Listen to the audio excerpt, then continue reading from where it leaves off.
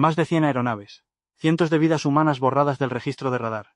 Millones de dólares en fuselajes de aluminio de aviación, aleaciones avanzadas de titanio y sistemas de aviónica de vanguardia, tragados por un vacío geográfico absoluto, sin dejar un solo rastro. Ni manchas de combustible dispersas en la superficie marina, ni la activación de las frecuencias de emergencia de las balizas de localización, ni los ecos agónicos en las cajas negras. La cultura popular, siempre ávida de respuestas simples para tragedias complejas, se apresuró a bautizar este cuadrante como un territorio gobernado por fuerzas sobrenaturales, anomalías interdimensionales o maldiciones geográficas. Pero la aviación moderna y la ingeniería forense no creen en fantasmas, ni en mitos, ni en líneas imaginarias, trazadas sobre un mapa para asustar a los profanos. La aviación se rige por leyes físicas inquebrantables. Entiende de aerodinámica, de metalurgia, de fluidodinámica, de fatiga de materiales y de la interacción implacable entre la termodinámica atmosférica y las limitaciones de la biología humana. Cuando una aeronave cruza la línea invisible de este sector, no está ingresando en una dimensión desconocida.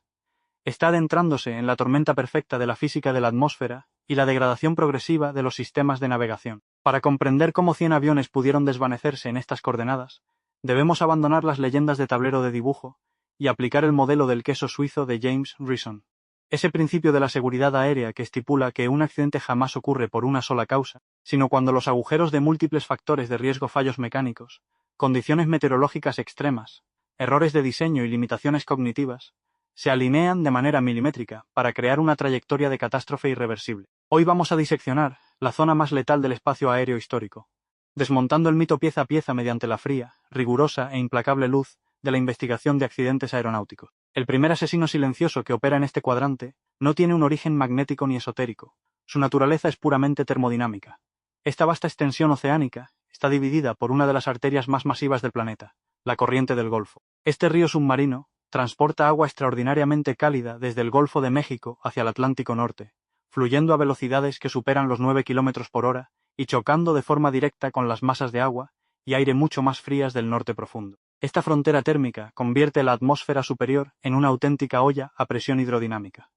Cuando el aire cálido y sobresaturado de humedad de la corriente asciende violentamente, choca con las corrientes en chorro frías de la alta troposfera. El resultado en la meteorología aeronáutica es un fenómeno devastador, la ciclogénesis explosiva. En cuestión de minutos, y a menudo escapando a las capacidades de detección de los radares meteorológicos tradicionales de banda X, cuyas longitudes de onda sufren de una severa atenuación cuando la densidad del agua es extrema, se levantan sistemas de tormentas de células múltiples. Gigantescos cúmulos y cumulonimbos se erigen de forma vertical, perforando la tropopausa y alcanzando altitudes superiores a los 45.000 pies. Sin embargo, para una aeronave en vuelo de crucero, el peligro real no radica en la densa precipitación ni en el granizo. El verdadero verdugo estructural es la cizalladura del viento a bajo nivel y las microrráfagas convectivas, o microbursts. Imaginemos un avión comercial de la era clásica, o incluso una plataforma bimotor moderna, volando en régimen de crucero. Sus superficies hipersustentadoras están configuradas para mantener un equilibrio perfecto entre la resistencia al avance y el empuje generado por las plantas motrices. Al aproximarse o penetrar en una de estas células de tormenta ocultas, el avión ingresa primero en una corriente de viento en cara de una magnitud descomunal. Al aumentar súbitamente el flujo de aire sobre el extradós de las alas, la velocidad aerodinámica, indicada en el panel de instrumentos, se dispara. El piloto, observando este incremento repentino, y temiendo superar la velocidad de nunca exceder, que comprometería la integridad estructural de los planos, reduce instintivamente la potencia de los motores y baja el morro para corregir la ganancia de altitud. Esta es la trampa mortal de la física atmosférica. Segundos después, la aeronave atraviesa el centro geométrico de la microrráfaga, donde una columna de aire denso y frío desciende desde la base de la tormenta a más de 100 km por hora, aplastando el avión hacia la superficie marina. Inmediatamente después, al salir del núcleo, el viento en cara desaparece por completo y se transforma de forma instantánea en un violento viento de cola. La velocidad del aire que fluye sobre el perfil alar se desploma por debajo del umbral crítico. La capa límite se desprende de forma turbulenta, el flujo se vuelve caótico en el intradós, y la aeronave sufre un desprendimiento aerodinámico masivo. El avión entra en una condición de stall, o pérdida asimétrica, a una altitud donde la densidad del aire es insuficiente para permitir una recuperación rápida. Antes de que las turbinas puedan vencer la inercia física, completen su ciclo de aceleración, y los álabes del compresor generen el empuje necesario para restablecer el flujo laminar sobre las alas. El vector de trayectoria de la aeronave interseca de forma perpendicular la superficie del océano. El impacto se produce a velocidades terminales, pulverizando el fuselaje en una fracción de segundo. El factor meteorológico explica la destrucción física, pero no responde al misterio de aquellas tripulaciones experimentadas que, volando en condiciones meteorológicas estables o en la periferia de los frentes, informaron estar completamente perdidas antes de cortar comunicaciones de manera definitiva. Para resolver este enigma de silencio y desvío, es necesario adentrarse en la historia de la navegación instrumental y en la configuración geomagnética de nuestro planeta. Durante la mayor parte del siglo XX, los vuelos de larga distancia sobre grandes masas de agua dependían estrictamente de la navegación a estima, el uso de radiocompas, que sintonizaban estaciones terrestres de baja frecuencia, y la brújula magnética convencional. El planeta Tierra no es un imán perfecto. Existe una discrepancia geográfica variable entre el norte verdadero, el eje de rotación de la Tierra, y el norte magnético, hacia donde apuntan las agujas de navegación. Esta diferencia angular se conoce en la ciencia aeronáutica como declinación magnética. Sin embargo, este sector del Atlántico está atravesado por una peculiaridad geofísica dinámica, conocida como la línea agónica. Esta es una franja invisible donde la declinación magnética es exactamente igual a 0 grados. En este estrecho corredor, y solo en él, el norte magnético y el norte verdadero se alinean a la perfección. Para un piloto de la era clásica, acostumbrado a aplicar de forma matemática los coeficientes de corrección magnética estipulados en sus cartas de navegación para no desviarse de su aerovía, la línea agónica era una trampa de confusión cognitiva. Tripulaciones enteras, volando de noche o sobre capas uniformes de nubes, aplicaban correcciones angulares, por pura rutina profesional, en un área donde dichas correcciones ya no eran necesarias. Un error sistemático de apenas 10 grados en el rumbo magnético corregido, sostenido durante 3 horas de vuelo a una velocidad de 250 nudos, desplaza la posición real de la aeronave, de forma lateral, por más de 50 millas náuticas respecto a su trayectoria planificada. Una vez que el avión se desviaba lo suficiente como para quedar fuera del alcance de las estaciones de radioayuda costeras, la tripulación quedaba aislada en un desierto de estática. En este punto de aislamiento absoluto, cuando la brújula magnética sufría además el fenómeno de precesión aparente, debido al movimiento propio del avión, y a las sutiles anomalías de los flujos de las rocas del fondo marino, el panel de instrumentos comenzaba a suministrar información contradictoria. Sin un horizonte visual de referencia en noches sin luna, donde la negrura del océano y la negrura del cielo estrellado se funden en una matriz óptica idéntica, el piloto dejaba de volar el avión con los instrumentos y comenzaba a volarlo con sus propias sensaciones biológicas. Es aquí donde se desata el enemigo fisiológico más implacable de la aviación, la desorientación espacial. La biología humana no fue diseñada para operar en un entorno tridimensional sin contacto visual con el suelo. El sentido del equilibrio humano reside en el aparato vestibular del oído interno, específicamente en 3 conductos llenos de fluido llamados canales semicirculares, orientados en los ejes de alabeo, cabeceo y guiñada. Cuando una aeronave entra en un giro o alabeo de manera extremadamente suave a una tasa inferior a los 2 grados por segundo, la inercia del fluido endolinfático dentro de los canales semicirculares no logra vencer la fricción de las paredes del conducto. La cúpula que contiene las células ciliadas receptoras no se dobla. Para el sistema nervioso central del piloto, el cuerpo y la máquina siguen volando perfectamente nivelados. Si el giro no se detecta mediante una monitorización obsesiva y cruzada de los instrumentos de vuelo, el avión continúa inclinándose de forma progresiva mientras empieza a perder sustentación vertical, debido a la descomposición geométrica de los vectores de fuerza. El morro cae y la velocidad aerodinámica comienza a aumentar peligrosamente. Cuando el piloto finalmente nota el incremento del ruido del aire en el fuselaje y la pérdida de altitud en el altímetro, sus sensores biológicos entran en pánico. Al no tener una referencia visual externa, su cerebro le grita que el avión está descendiendo en línea recta.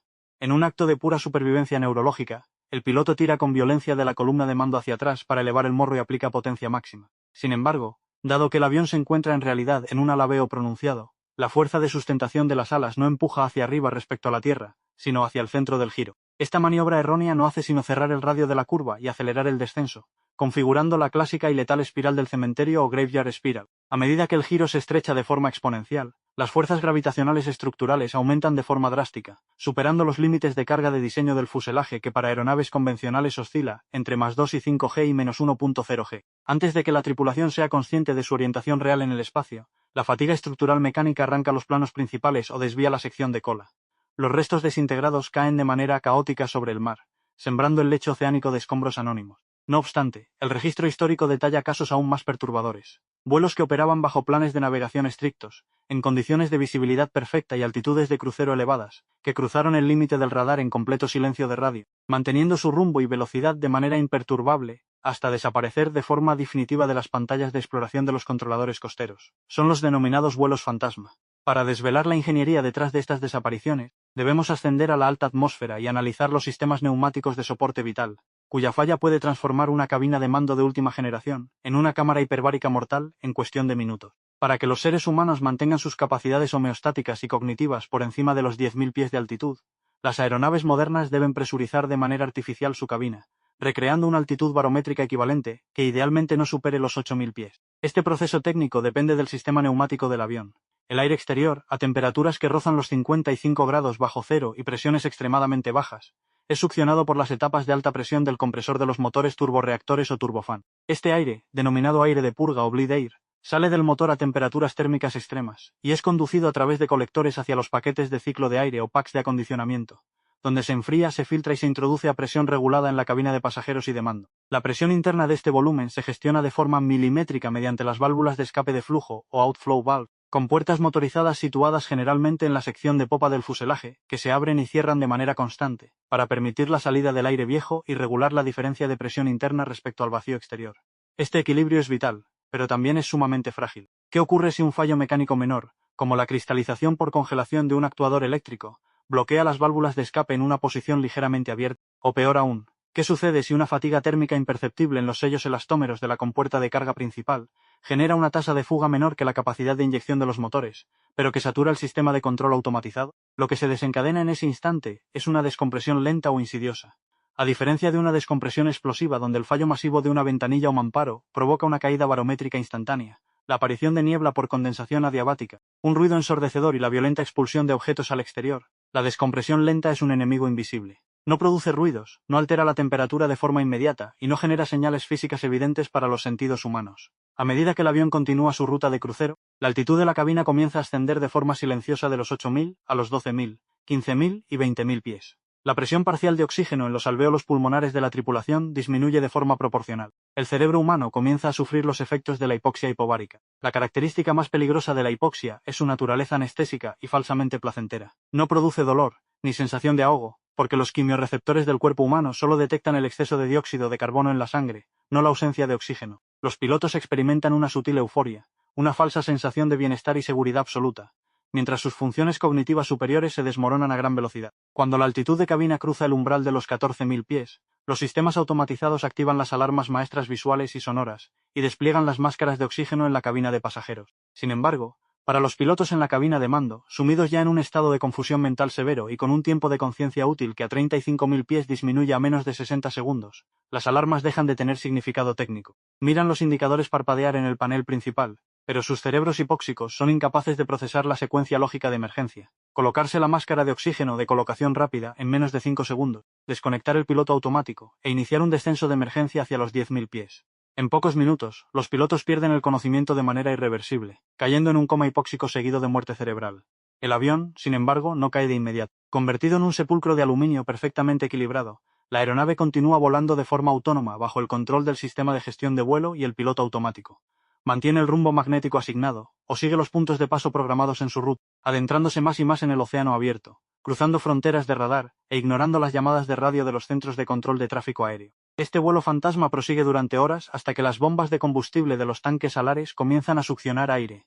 El primer motor sufre un apagón por falta de combustible o flameout. El piloto automático intenta compensar la simetría de empuje deflactando el timón de dirección. Minutos después, el segundo motor se apaga por completo. Sin energía hidráulica ni eléctrica principal, los sistemas automatizados se desconectan. La aeronave, desprovista de control de actitud, entra en un planeo inestable que culmina en una caída en picado fuera de control, impactando contra la superficie del océano, a cientos de millas del último punto de contacto de radar estimado por los investigadores. Es en este punto de la investigación donde la opinión pública suele encallar en el misterio.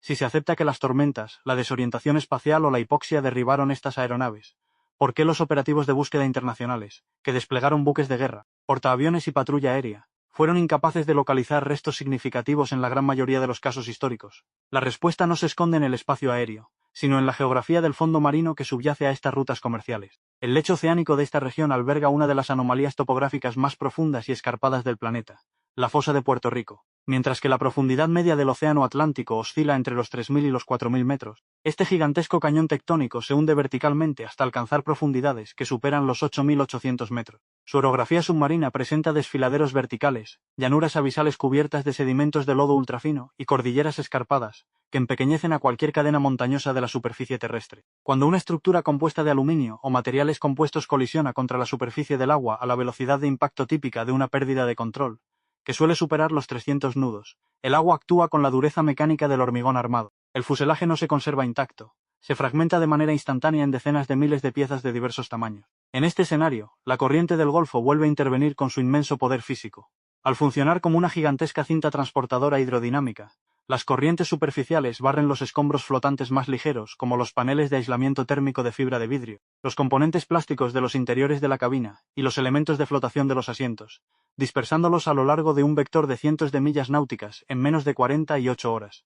Para cuando los buques de rescate llegan a las coordenadas estimadas del impacto, la dispersión hidrodinámica ha borrado cualquier indicio visual de la zona cero. Mientras tanto, los componentes de alta densidad molecular, los bloques de los motores de fundición de acero y titanio, los conjuntos del tren de aterrizaje, las secciones de los largueros principales de las alas, y los registradores de datos de vuelo y de voz de cabina, se hunden de forma vertical a gran velocidad hacia las profundidades de la fosa abisal. Las cajas negras están equipadas con un dispositivo de seguridad crítico.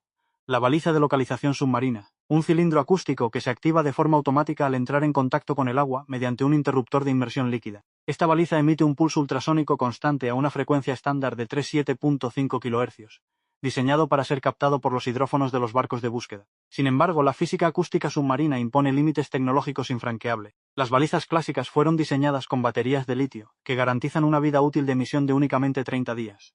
Y la potencia de su transductor acústico solo le permite propagar la señal a través de una distancia de aproximadamente 3.000 metros en condiciones óptimas. Si los restos de una aeronave descansan en el fondo de una llanura abisal a 6.000 metros de profundidad, la señal ultrasónica sufre un fenómeno de atenuación geométrica y refracción térmica, debido a las diferencias de densidad y salinidad del agua, las termoclinas. El pulso acústico es incapaz de alcanzar la superficie del océano. Se extingue en la más absoluta oscuridad submarina, tras un mes de emisión inútil, quedando sepultado para siempre bajo toneladas de presión hidrostática y capas de sedimentos marinos en continuo movimiento. El mar cierra su herida, borrando de forma definitiva las pruebas materiales que permitirían a los ingenieros forenses reconstruir el fallo mecánico inicial. La acumulación sistemática de estas desapariciones a lo largo de las décadas de mediados del siglo pasado no dio origen a un expediente de fenómenos inexplicables dentro de la industria aeronáutica. Por el contrario, cada aeronave perdida, cada tripulación que silbó su último mensaje antes de desaparecer en el vacío de este sector, fue tratada por la comunidad de ingenieros como una dura lección técnica pagada con vidas humanas. La seguridad aérea actual es una ciencia reactiva. Está construida sobre los restos flotantes y los enigmas de las tragedias del pasado. Las misteriosas pérdidas de ruta causadas por la línea agónica y el colapso de las brújulas magnéticas impulsaron el desarrollo y la implementación obligatoria de los sistemas de navegación inercial, y posteriormente, de los sistemas basados en satélites de navegación global. Estos sistemas ya no dependen de las líneas de flujo del campo magnético terrestre para orientarse. Utilizan giroscopios láser de anillo de estado sólido, acelerómetros de precisión, que miden el movimiento real de la aeronave en los 3 ejes espaciales de forma interna, independientemente de cualquier anomalía geofísica exterior. Los accidentes causados por la desorientación espacial y la pérdida de control en tormentas impulsaron una transformación radical en el entrenamiento de los pilotos. Se implementaron los programas obligatorios de gestión de recursos de cabina, reconfigurando la cultura de la cabina de mando para priorizar la monitorización mutua, la pérdida de autoridad jerárquica ciega y la confianza absoluta en la instrumentación de vuelo redundante, frente a las percepciones sensoriales individuales.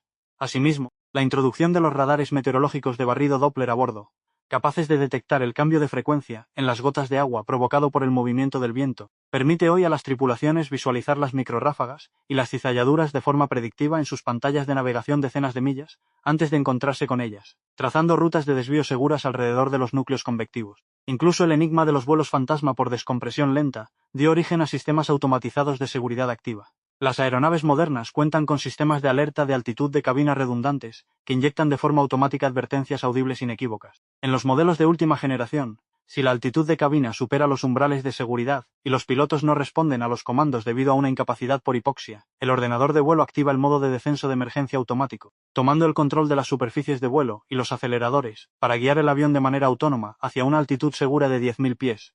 Donde la densidad de oxígeno ambiental permite la recuperación de la conciencia de la tripulación. Por último, el problema de la pérdida de las cajas negras en fosas abisales transformó las regulaciones de la Organización de Aviación Civil Internacional. Tras analizar los vacíos de búsqueda históricos, se extendió de forma obligatoria la duración de las baterías de las balizas subacuáticas de 30 a 90 días, y se implementaron de manera global los sistemas de transmisión de datos por satélite ADS-B. Hoy, las aeronaves en rutas oceánicas transmiten en tiempo real sus coordenadas geográficas exactas, su altitud, su velocidad y sus parámetros de vuelo fundamentales a redes de satélites en órbita baja. El concepto clásico de un avión que desaparece sin dejar rastro de las pantallas de radar ha quedado obsoleto. Si una falla catastrófica ocurre en la actualidad, los equipos de investigación forense conocen la posición geométrica del impacto con un margen de error de escasos metros. Desaparecieron 100 aviones en esta zona, sí. Pero sus desapariciones no fueron en vano, ni permanecen en el territorio de lo inexplicable. Su legado está impreso en la redundancia de cada cable de control, en la lógica de los ordenadores de vuelo, y en los manuales operativos de cada aeronave, que hoy surca los cielos del planeta de manera segura. La historia de este video nos demuestra que la aviación no se detiene ante el mito. Frente al misterio y la superstición, la ciencia aeronáutica responde con ingeniería, rigor forense y un respeto absoluto hacia las leyes, inalterables e inflexibles, de la física. En fin, si has llegado hasta aquí, se nota que te gustan los aviones. Nos vemos el sábado que viene, chicos.